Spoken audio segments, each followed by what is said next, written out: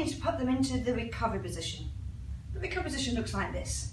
Arm out nice and straight. I always lean over the casualty because this way it helps me remind me which arm goes with where. This hand here closest to the head links fingers and kind of slaps her face, gently though. If I let go, however, this hand will just flop back on the floor. So I must make sure I link fingers and I slap her cheek there. The other hand, I grab the outside of the knee, bring the knee up until it's flat on the floor, and make sure my knees are next to her torso. I know what I need to do, no strength required, just need to push on this knee and she'll roll over completely, like so. Push gently, over she comes. This leg here, up nice and high, 90 degrees, and then I will let go of this arm, and then I will open her airway. Okay, I need to monitor her, make sure she's still breathing.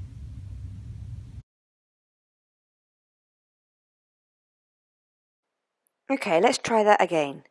So make sure the hand closest to you is at 90 degrees, then lean over the casualty, and with the hand that's closest to the casualty's head, link fingers with them.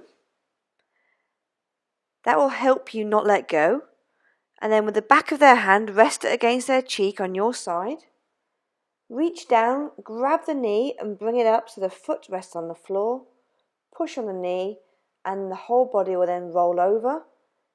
Make sure that the shoulders are fully over and then open the airway by doing your chin lift. And you stay there, monitor them the whole time.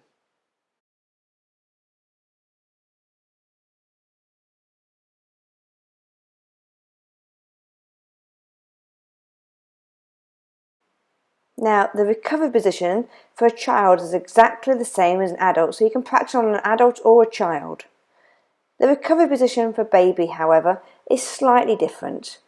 You hold them close to you, you maintain the airway, and you keep the head lower than the bottom. That way, if they are sick, it will just drain out.